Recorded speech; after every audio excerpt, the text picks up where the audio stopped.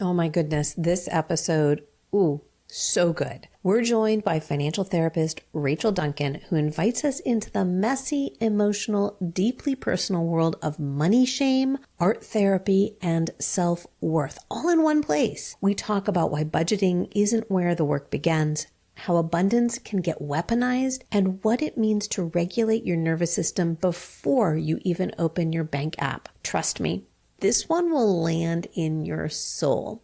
Let's get started.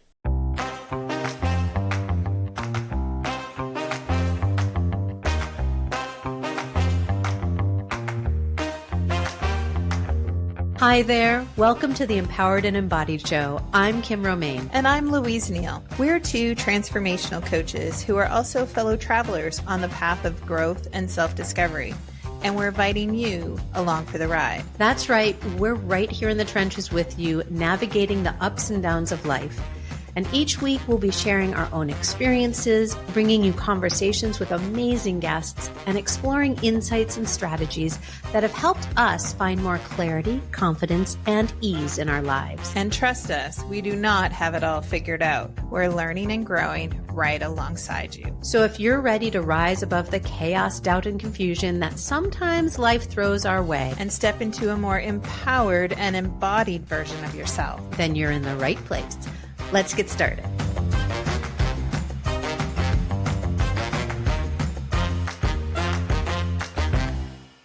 Well, hello, everybody. Welcome back to another episode of the Empowered and Embodied Show. I am one of your co-hosts, Kim Romain, joined as always by my amazing co-host. That's me, the other co-host. I'm Louise. And today, such a wonderful guest. We're going to have a great conversation. I'm so excited. Hi, I'm Rachel Duncan. I'm a financial therapist, and I'm so happy to be here. Thank you. Oh, Rachel, we are so excited to have this conversation with you today and to dive into all the yummy deliciousness that you're going to bring with it. So I'm going to let the world know a little bit about you, and then we'll dive into our conversation.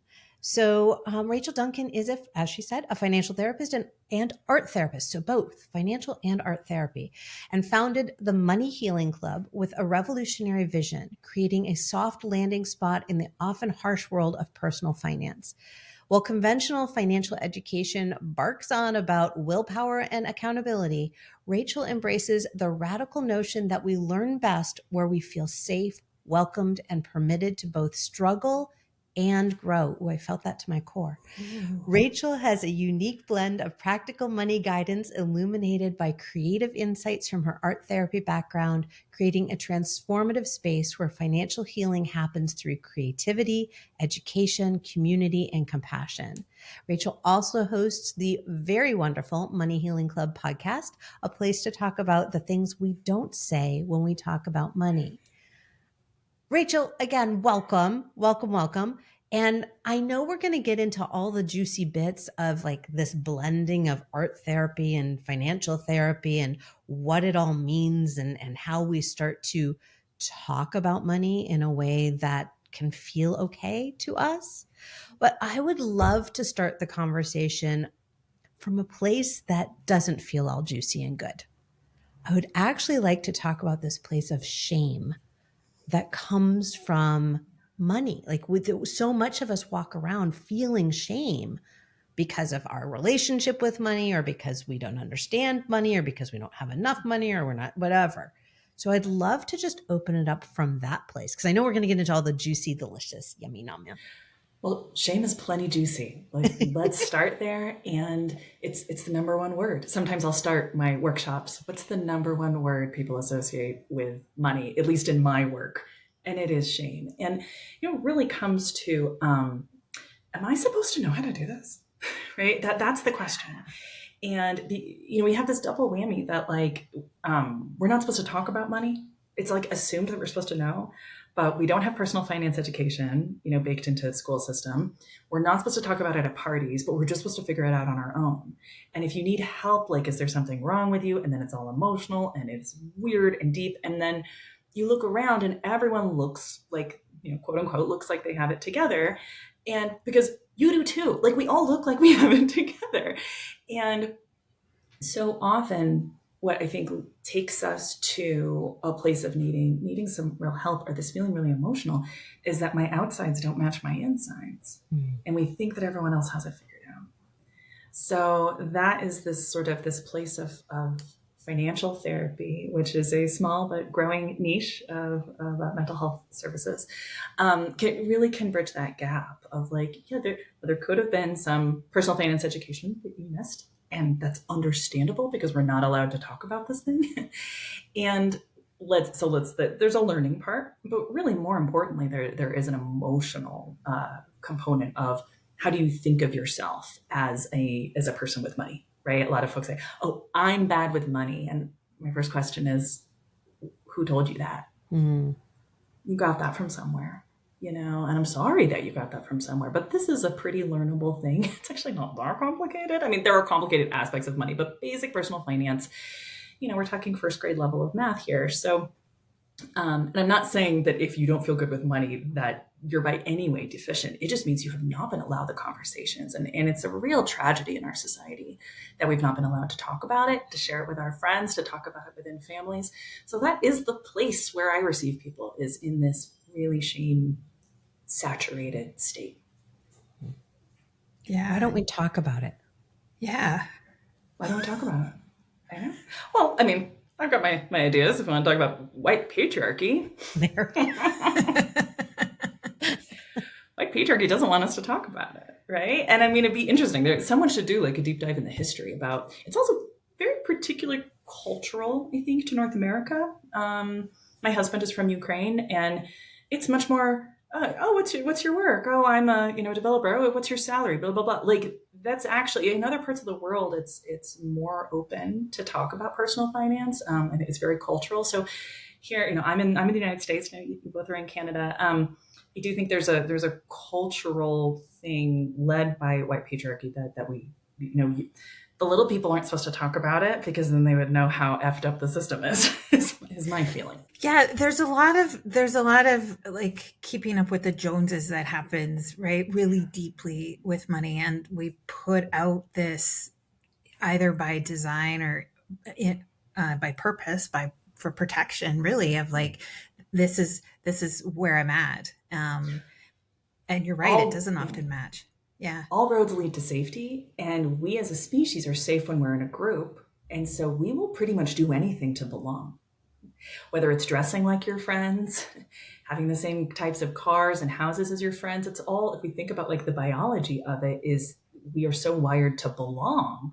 We will go to great lengths to make sure we belong, because that actually like equates our safety. So that's this whole keeping up with the Joneses thing. And I saw this great thing a while ago. The Joneses aren't as rich as you think they are.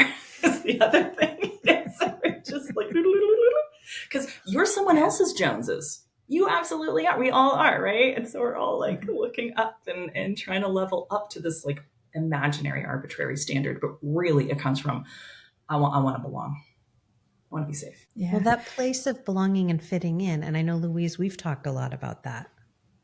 Yeah. And you said something in the intro there too that I thought was really, really resonated. Kim, you got shivers too, around this permission to struggle. I thought like, wow, we can struggle with money. How else have we learned? I mean, you both could think about like, where's an example where you learned something important where there wasn't struggle, right? Was it your most difficult classes in high school where you learned the most? Either about the topic or about yourself. Like, if we think about it, the journey, if it was all paved, you wouldn't notice it, right? As you were talking and kind of explaining your views on why we don't talk about it, I kept envisioning so I have an undergrad in theater, and I kept envisioning my costuming classes where, depending on where we were in history, women weren't allowed to have pockets even, which is where the pocketbook came from, because right, we would have our handbag, we'd have our purse to put things in, but because we weren't allowed to even hold money, we weren't allowed to have pockets. I think about that a lot with purses. I hate purses. Is that like, I can't even be close to my money has to be over there and a thing that I lose. And all these guys just have it like right on their hip. Isn't that interesting? Yeah. Like that's what's expected. Like even like we have a distance as women with our money. So that shame is baked in. So baked in. Yeah. We're like all letting it sink in. I know. For a second. Well, and here's the thing, is that women were owned. That's the other thing. Of course. Why would you let like a pet have money? No. Right. So this sure, is the I'd let history my we're dog coming have from. money. Absolutely. You would? Okay. I don't know. I would not let my cats. Well, it's because they're cats. The things they would spend it on. Because they're assholes. Right. This is the history that not that long ago that we come from. And I think about history a lot too. I love thinking about that, about like the costuming and the things we wear and the things we're allowed to. You know, I did a deep dive on the history of debt, for example. I mean, 150 years ago, you would be imprisoned in this country for not repaying a debt. What, 4 generations ago? Like not that long ago. So I think, you know, we have a multi-generational trauma that we carry from dealing with money has been traditionally really dangerous for most folks. And it's, you know, and so I think that sense of danger, and I mean, money has to do with so much of our survival nowadays, right? So it feels very new. It feels like if we back way up and look at like human civilization, this whole idea that we all, you know, can earn money and make choices about how we spend it and borrow it and invest it, like is so baby new. We're really coming into a new age of that. And so I think this like awkwardness and the struggle and the darkness is part of the growing pains of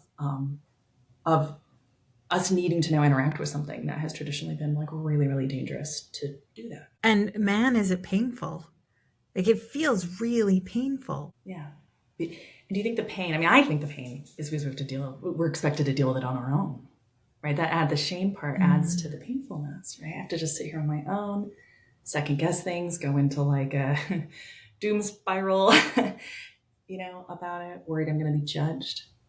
I mean, I talk with some folks where, and I carry this a little bit too, where the real deep, dark secret is, even though I know I need more money, I don't know what I'd do with it if I had it. I'm afraid I'd be judged for messing it up. And I think for a lot of particularly women who I work with, that's a thing, that is a soft thing that is not spoken, right? Like that's why if there's, you know, $500 in my account, I'm itching to spend it because actually I feel like I'll F it up if I leave it in there. That is really interesting to have this battle, this internal battle around, right, scarcity and abundance. And it's like, ooh, it's scarce. It's all these words are hard to come by, right? Like it's tough. And even if it wasn't tough, even if it did come my way, even if I wasn't so scarce and I had some abundance, too much abundance, right? Like I wouldn't know what to do with it all. Truly. And I think we're like expecting ourselves to go from A to Z. There's like a lot in between. And actually I talked a lot in my own podcast about like, okay, we have this script, like there's never enough, for example. That's a common one, probably handed down from your parents and your grandparents and great-grandparents. Probably came from historical truth. There truly was a time when there wasn't enough, right? Again, like money equals safety. And so that's kind of like in your bones as that's the default. And that's a hard-won truth.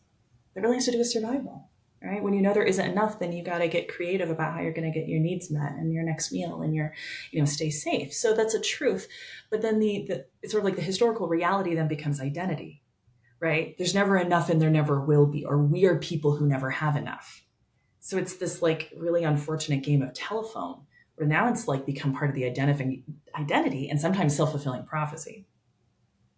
So what we got to do is take that because it's really important. Like, yeah, we can think about abundance all day, but the fact is, hey, we look at the stock market. All of our money could be gone tomorrow. Like, yeah, that's the truth. I hope not, but that like, okay, even though I know that there is risk in money, I am smart enough to learn some practices that will help me feel safe.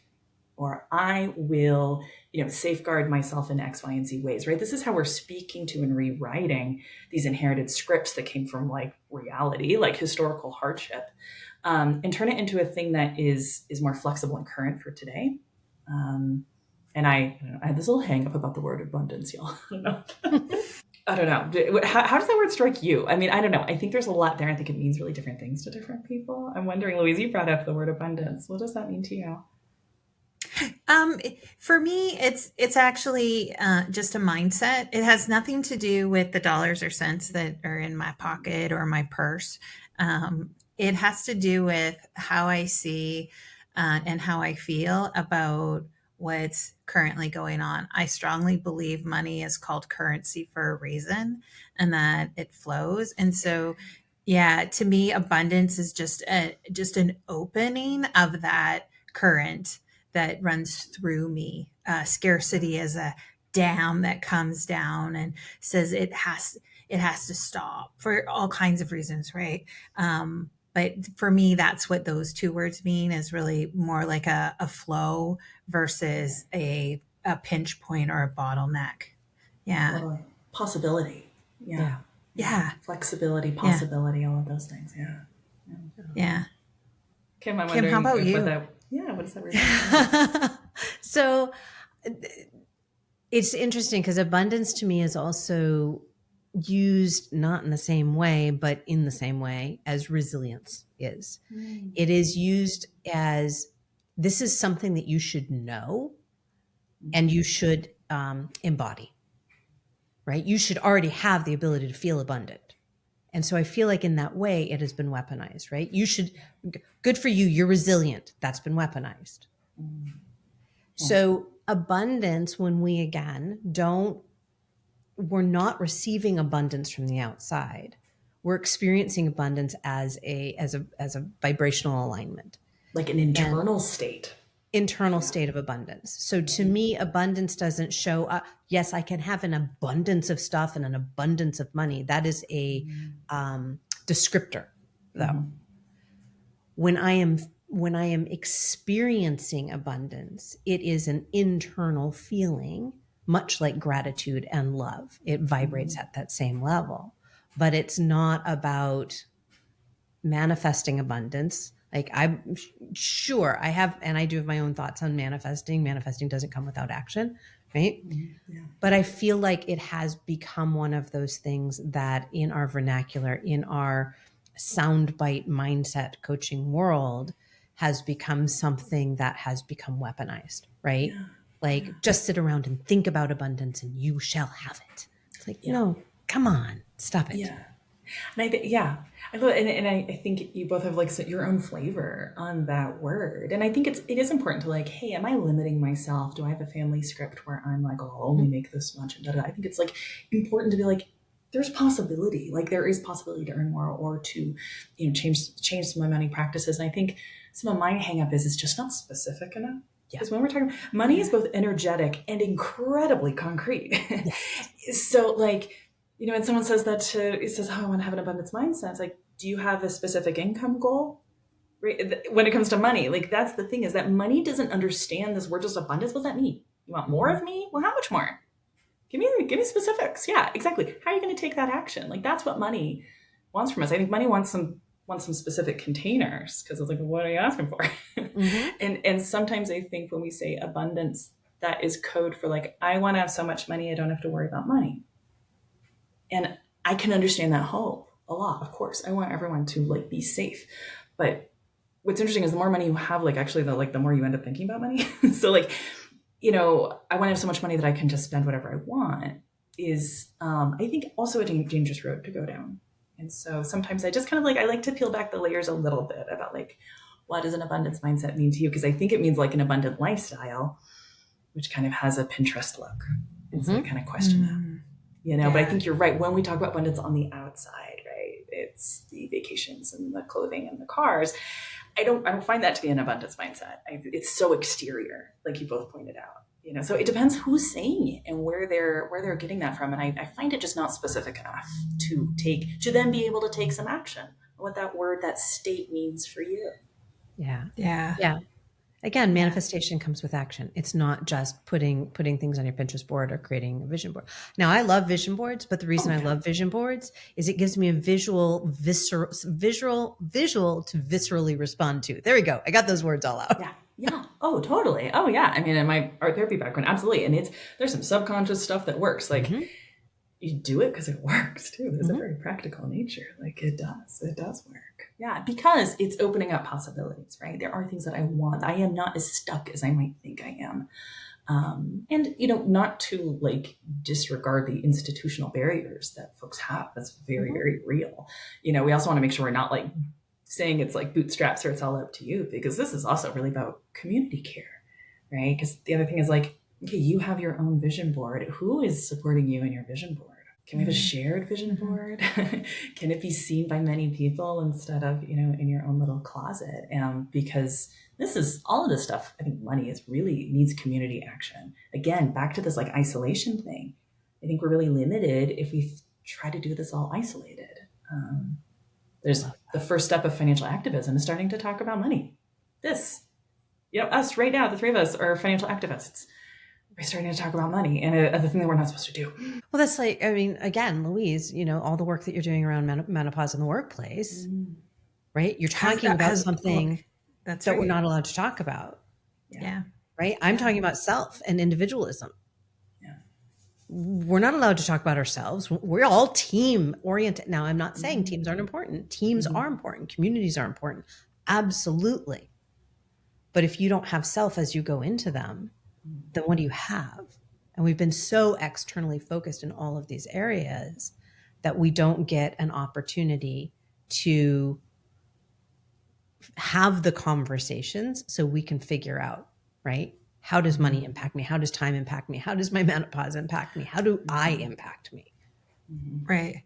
Well, it's so oftentimes out in the world, like it's so prescriptive. Like there's this way to deal with your money. There's this way to deal with your menopause. There's this way to deal with like yourself, like getting your act together, or right, like, or how you show up in spaces. Like it sounds like it's like, well, there's just a one way to do it. It's very prescriptive, and yet it's so not. Which I think is part of the struggle that people have, is that we go out looking for answers and we're looking for the answer, and we keep looking and looking and looking, and there's not an answer. There's many answers to what our core is really desiring. Well, and just the variety of the variety of our culture and our experiences. Like, whenever I see, financial people say, oh, the 50-30-20 rule, like, it only works if you have a certain income. Like that pie does not break down for most folks. Like I think every time, there's someone out there like, well, just do this, especially with money. If that works for them, good for them. I bet that works for a handful of folks. But I think what's sort of the mystery that I engage in is I have no idea. I mean, I have a few rules of thumb. Let's just say that. Yeah, sure, some guidelines. But even those have been challenged. Like, I think it's personal finance is very personal. And just like we're saying, this self-led energy is your best financial tool, right? If, if saving for or like going on a vacation without accumulating more debt is like number one for you instead of buying a house, great. I think that's right. This is fine. Like it's okay to define things or to rent instead of buying, right? We're all untangling this whole pressure of the American dream and buying homes because not, at least for my generation, not realistic and not going to be available to everyone. So, it's a rethinking of the life that we maybe were, the bill of goods we were sold by our parents, and the kind of life that we actually do want to live. Like, for example, I don't love traveling. And I feel like I'm a big rebel because everyone's supposed to love traveling. And right now in this season of my life, I don't. It's not a high priority. And, I think we need to honor that. Or like going out to expensive brunches with my friends. That's a generational thing that I'm not behind. And I just, my priorities are elsewhere. And it's so important. And so it's both self-led and then bringing it, finding your community in there, finding your weirdos in the wilderness, as I think we talked about before we recorded, like, where do we find our weirdos? And having that self-led thing, you can feel like a real rebel. It's like a real rebellious journey, actually, that journey of self. If you find that like with yourselves or your clients that like, oh, I'm not doing the things like the other people said or whatever. And but it starts to feel good once you tap into that self energy. And that's the essential part of money is this self energy. You're like, that just didn't feel right. Trust that. Absolutely trust those instincts. So how does this idea, I'm fascinated by, right? I have my ideas, but how do financial therapy and art therapy blend in your world? Well, it's that thing about how do we talk about the thing we can't talk about? Well, sometimes there aren't words. So my training is to bring in image making as well as image reflection. And so like, well, for example, like a theme that comes up a lot, if I could share with you guys, is like, okay, I'm 45 years old. I still feel like a kid about money. So tell me more about that kid, right? Where does that kid live? What do they look like, right? We start to get into that internal self energy and we identify that. Are you familiar with internal family systems? Yeah. Right. So we identify where's the part of you that feels like a kid about money. We identify that part. And sometimes we work just, in the mind's eye, and or we make an image. Where does that kid live? Right. Oh, right down on the corner of the paper. Oh, they're surrounded by blue. Yeah. Right. And we connect. What does that kid really want? What is that kid worried about? Right. And it's usually about acceptance, or I was put down by a teacher, or right. We're not really talking money at all. We're talking about that part of us that got a little bit stopped in time. Because often my clients will relate to there was one incident, right? Oh, no one told me that there was sales tax. And then I felt like a dummy because I didn't know that and I overspent my allowance. And so I just hold there, right? In a time capsule, put in the ground. And that's where I lived. I was offered $1,000 limit credit card in college that I was able to take out without talking to anybody. And I thought it was free money because it basically was free money. And I wrecked my credit, and I am, 28, and I'm still building it from those mistakes from back then. So we go back to that person. Where are they? And we make the image. What does the image say? And now we have an external thing to dialogue with, to relate to, and then to modify. So what I love is then asking, can you ask the image what else it needs right now? It needs a shelter. It needs a nest. It needs a window. It needs to be redrawn, right? Sometimes recreating the art, or I've had clients tear it out and put it somewhere new in a new environment, or whatever, right? There's no right answer. And so then that's the manifesting, right? That's the taking action. You can actually, with art making, take action with it. So we can reflect the thing that there are no words for, start to experience it as an external thing. And now I am an agent of change. And now I can relate to it. What do you need? And give it to the thing.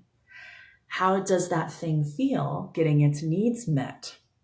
How do you feel getting your needs met? Right? Is what we're really saying. But it's the thing. It's the thing. We're externalizing it. Oh, now it feels like it can take a nap. Now it feels like it can go outside and play. And what happens is then all those parts start maturing. They start catching up with you.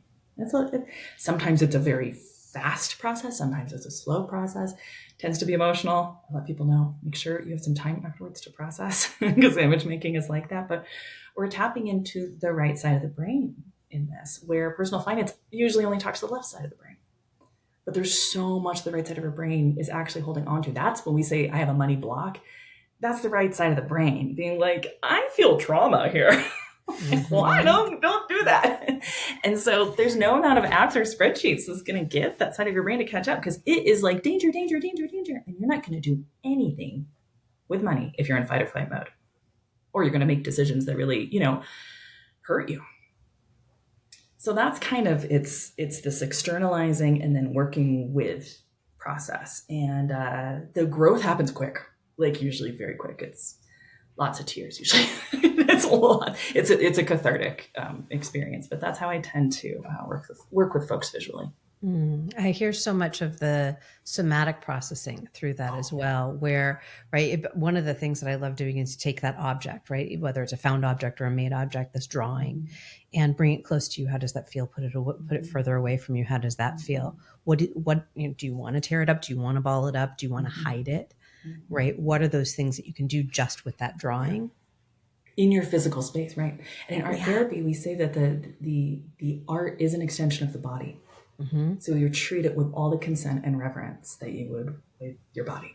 Yeah. Right. Especially if I'm in person with somebody. But yeah, set your image in the room in a way that feels right to you. Yeah. It's great. Or set your image across from you, get some distance from it. What do you notice now that it's 5 feet away from you, right? In I that find that to be concept. so powerful when, right? Because when it feels so close, when it's so inside of us and we're re-experiencing the trauma over and over again because, right, we're feeling it and it's there. So bringing that outside of the body and then allowing ourselves not just outside of the body, but to bring some distance now, right? And agency. Yeah. Distance and agency. I am Yeah. the artist. Yep. Yeah. I mean, this is trauma recovery. Exactly. Yeah. This thing that was so scary that was telling me that it was all doom and gloom, I am now with. And guess what? Oh, I'm safe. I may be with a facilitator on the other side of the screen or the other side of the room that is helping me feel safe. I am actually safe in this moment with this thing that I've been secretly terrified of. That is trauma healing. Yeah. That's it. And things start knitting together. Things just start knitting together. So, some folks come in like, well, shouldn't I start with a budget? I'm like, we'll get there and you'll know when you're ready. And then, maybe a month, maybe 2 months later, like, oh yeah, I just did that thing. It was no big deal. Like then the nuts and bolts become a lot less effortful when that part of you that was sounding all the alarms has had their needs met. You can calm down. Yeah, it's nearly impossible to do it when I find that to be a fascinating thing is when people are like, no, but I want to attack this thing that I'm having so much problem dealing with in my day-to-day life, but I'm going to bring it to you and we're going to deal with it together. Right. And it's like, well, we have some work to do before we can get to that point, because otherwise you're just going to continue to be in that traumatized state. Well, and guess what? If we could do that first thing, you would have already done it and you wouldn't be 100%. here. Like there's a reason why you've needed to hire a professional. It hasn't worked out on your own. Yeah. Sorry, am I showing how the sausage is made in our industry? I love it. Well, because I think that helps, because I think most people walking around, at least in my experience, most people that I've talked to, whether it's money or other things, but particularly with money, feel they are the only ones, going back to that shame, right? I'm the only one with this. And yet most people have something to do with money that leaves them in this traumatized state. And so if we can normalize that, again, having a conversation that we're not having elsewhere, if we can normalize that, most of us feel angsty when we're dealing with money. And if it was easy, if we didn't have that feeling, sure, we could all be doing the budgeting thing right now. We could all be doing the whatever thing that would work for us. But we have to work through that trauma. We have to work through that pain, as Louise said, first. Yeah. Oh, I just put something together when you're saying that. We're talking about the externalizing stuff. I think we focus on the external when the inside is too scary. Yeah. Right. So that's how these things relate. It's okay, the inside stuff was too scary because it's alert, alert. And then you're like, well, but if I get that purse, everything's good. So it's externalizing and outsourcing that healing to an external thing. And that's why it doesn't last. We also can talk about dopamine and stuff, but that is also why that doesn't last, is because you can't do outside in. It just is an inside out approach, and it's a messier process. It's messier to do inside out, but this is the only way to have lasting change. Yeah. So go ahead.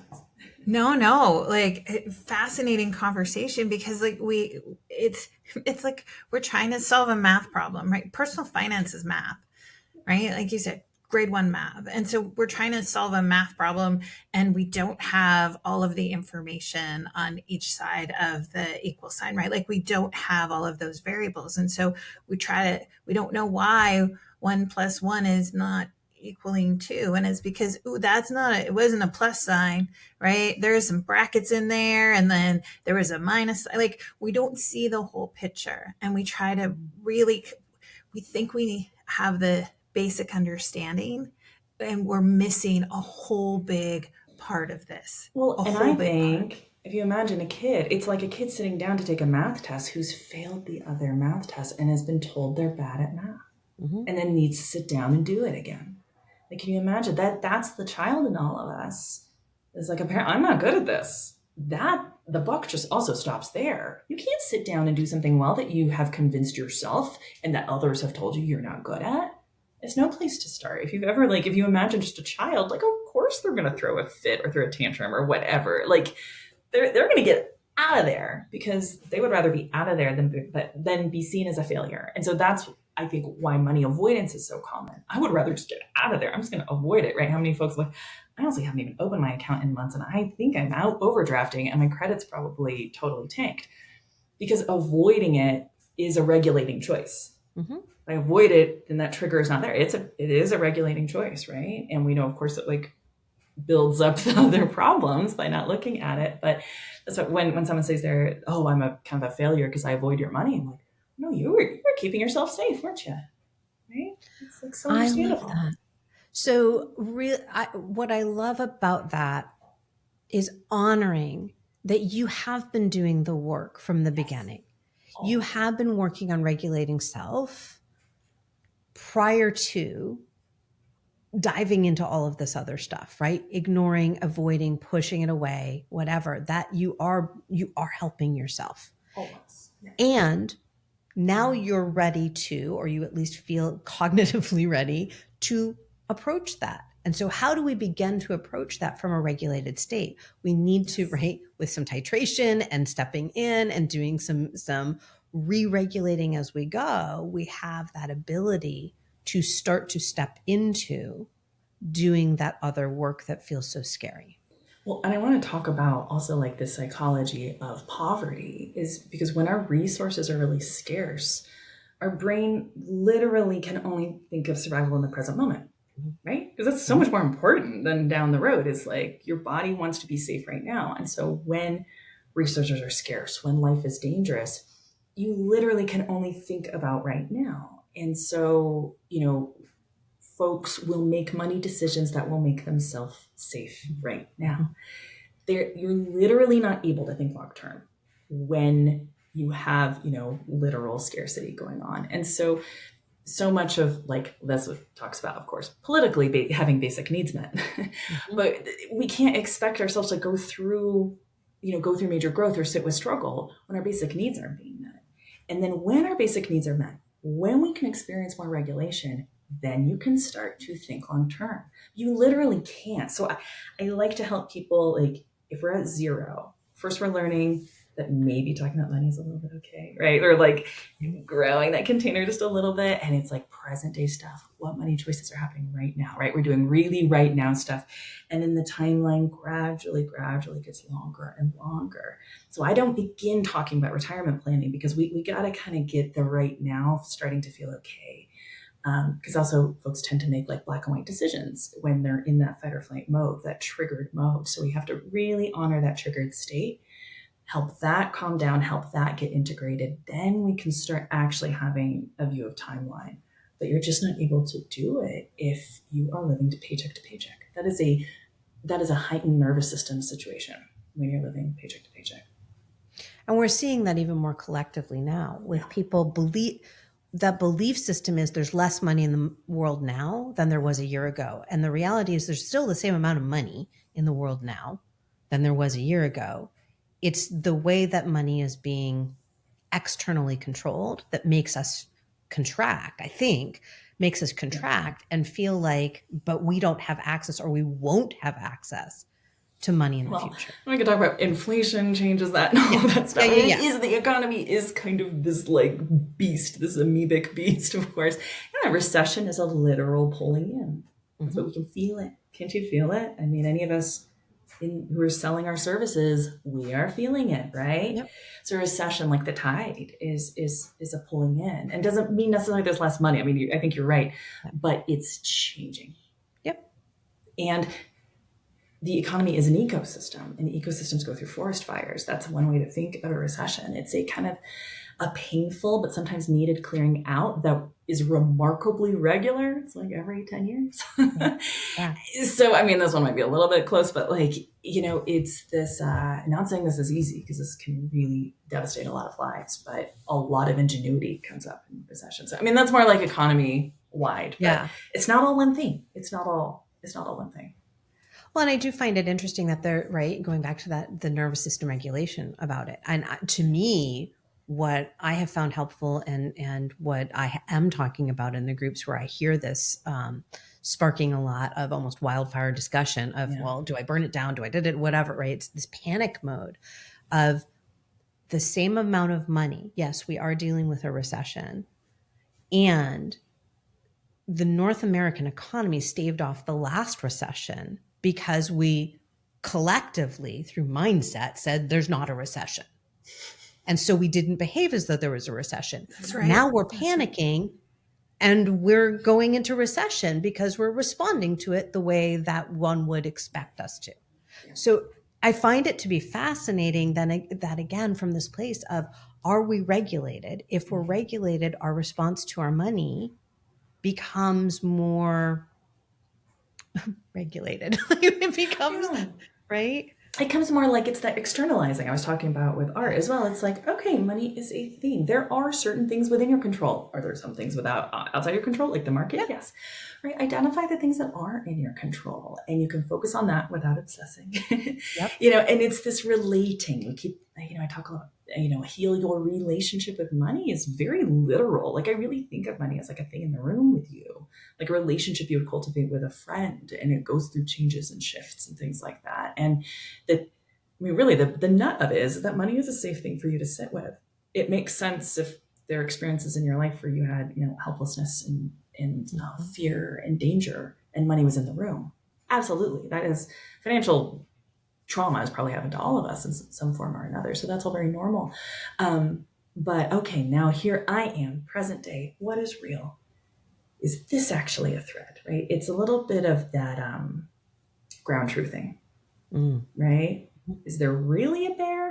Am I just thinking there might be a bear? Like, what is real, right? A little bit of the fact checking sometimes needs to happen. And then now I'm sitting with it. I'm not running away. Amazing things can happen after that, especially that first conversation, actually talking with somebody, if that is something that's, available to you, or there's someone in your life that you feel safe having that convo with. One of my favorite things is when a client is like, I actually, like, my friends wanted to go to dinner, but I'm really like not wanting to spend as much money going out. And I let them know, like, that restaurant's kind of expensive. I have a budget, even though, like, I was like, you can pretend you have a budget, even if you don't. That's okay. You can just say that. And they say it. And then, like, two other friends are like, oh my God, I'm trying to do that too. That's amazing. Let's not do that. Let's go on a walk instead. Like, it's amazing when we can start, and it's scary and it's stretchy to start having these conversations, especially like with our friends or family. And not everybody, but a lot of folks will be like, thank you for being so brave. I'm right there with you. But it feels like, oh, I thought you could afford that restaurant too. I thought, yeah, because like that's what we've always done. So getting that going can really, then we have an empowering experience around something that's been terrifying. That's a huge turning of the ship. And so my clients tend to like start feeling all these other benefits in their relationships, in their health, in their job, right? Just from starting to talk about money, this thing that they felt that they've just been dragging on. Yeah. Whew. That whole getting your insides out, right, and being able to express what's really going on in a safe place. We don't all have that, though. We don't all have those people in our spaces where it feels safe. But that's where you come in, right, Rachel? Is like, right. That's hey, right. Well, but here's a safe place to start the conversation, and maybe we do have those people in our lives, and it just feels unsafe because of the trauma that we're carrying. Yeah, and you know who seems like to be a safe person about this, and it doesn't mean like trauma dumping or letting it all out, but like I'm trying to spend a little less money. Like, how do you do it? Like, it can be a combo like that. It's great. Everyone's got their little. Everyone's got great little tips and tricks. Like, let's start talking about it. It's like my favorite thing about podcasts too is like starting to talk about it. Well, could I share a little art therapy kind of exercise with you too? Sure. Listeners, they can go on. Okay. All right. So we're just going to get real quick grounded. I know you guys are like right there, right? Take a little breath. Again, we're shaking it out. Okay. We're just starting to open up to a present state of mind. We're open, receptive. And I'm going to ask you a question, and I want you to pay attention to your first intuitive hit. It might be surprising. I don't want you to second guess it because it's always right. Okay. I'm going to ask you to picture your money as a creature, real or imagined. We already have a smile on our face. And that is it. And I would, if you are open to share, I would love to hear what your creature is. What was yours, Kim? Okay, what was mine? The reason I laughed was it's a phoenix. rising from the ashes. Oh, then she tells the truth. She does. Flair for the drama. A little bit. I like that. Could you tell me more about the image? Yeah, so it was really interesting because it started by kind of shaking off the ashes and then lifted again and then skyrocketed. Yeah. Yeah. It's so quick. You got that smile right after I said my sentence. Yeah. Isn't that amazing how the right side of our brain works? Yeah. This is not a language processing. This is an image processing. Yeah. That's cool. Thank you, Kim. And Louise, what about you? Would you like to share? Squirrel. Squirrel. Yeah. Yeah. And what was that squirrel up to when you caught it? It was in the tree chattering at me. Was it saying something to you? It was just chattering, as a squirrel. Ooh, maybe it was scolding me a little. You know how I see the squirrel with my dog all the time, where it's up there, right? Just kind of like chattering away, and just a little bit out of reach, maybe up there, right? Yeah, just chattering away. Squirrels are very protective in that state. Mm-hmm. Think about when my cats go in the backyard. They chitter away because they're like, don't get closer. Yeah. That's great. So as these images come to you, something you can think about is, or relate to this image. Well, number one, make an image about it, actually draw this out. And another one is to ask that image what it needs right now to feel complete. And so as maybe Kim, could you share, if you were to ask the Phoenix right now, what do you need to feel complete? How does it respond? It wants attention. Yeah. Like I said, she does not lie. She wants attention. Yeah. Yeah. And in this moment, could you give her that attention 100% wholeheartedly right now? Mm-hmm. And notice how she responds. She's still a phoenix, so she's still in flame, but it went from like a traditional phoenix looking bird to an eagle inside of it, to a dove, to a sparrow, back to a dove. It was like changing birds inside of it. Yeah. It was so many things. Look how many things I am when you pay attention to me. Yeah. Yeah. Oh, would you please make an image about this? Of course. Please. Louise, what about you? If you ask the squirrel, if there's one thing it needs to feel complete, what does it need? I got a sense that like there's a cache of nuts close by, right? And the squirrel is just saying like it's just here, right? Like it's just here. Like stop worrying about it. It's just here.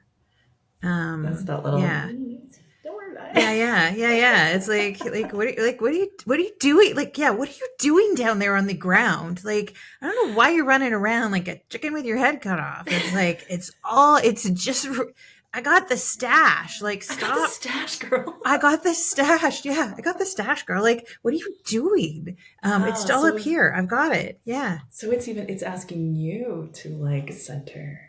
Yeah. Yeah. It's beautiful. It's always right. These wonderful nuggets. And this exercise is something I repeat all the time for myself. Every time you check in, it's a different creature usually. Mm-hmm. And let these images kind of like simmer and do their work. We've now opened up a channel to a subconscious resource for you, right? And so sometimes things that have felt kind of hot or stressful before start calming down.